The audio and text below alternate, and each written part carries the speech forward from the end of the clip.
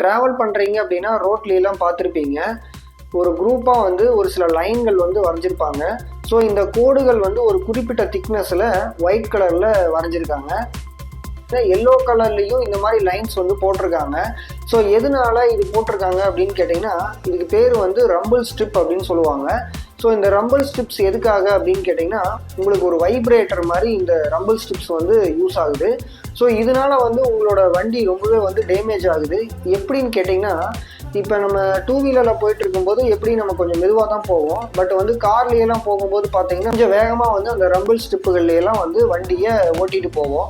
So இந்த மாதிரி வந்து நீங்கள் ரம்பிள் ஸ்ட்ரிப்பில் கொஞ்சம் வேகமாக நீங்கள் வண்டி ஓட்டுறதுனால உங்களோட வண்டியில் இருக்கக்கூடிய பார்ட்ஸ் எல்லாமே வந்து கொஞ்சம் டேமேஜ் ஆகிறதுக்கான வாய்ப்புகள் இருக்குது.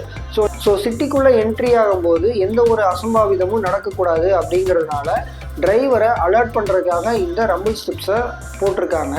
ரொம்ப வேகமாக போகும்போது பார்த்திங்கன்னா அந்த வைப்ரேஷனால் நம்மளோட வண்டியில் இருக்கக்கூடிய பாகங்கள் எல்லாமே வந்து டேமேஜ் ஆகுது. ஸோ இது சைலண்ட்டாக பார்த்திங்க அப்படின்னா நம்மளோட வாகனங்களோட லைஃப் டைமை வந்து ரொம்ப கம்மி பண்ணுது. ஸோ இனிமேல் ரம்பிள் ஸ்ட்ரிப்பில் நீங்கள் வண்டியை ஓட்டிகிட்டு போகிறீங்க அப்படின்னா கொஞ்சம் மெதுவாகவே போங்க. அப்போ தான் உங்களோட வாகனங்களோட லைஃப் டைம் அப்படிங்கிறது அதிகமாக இருக்கும்.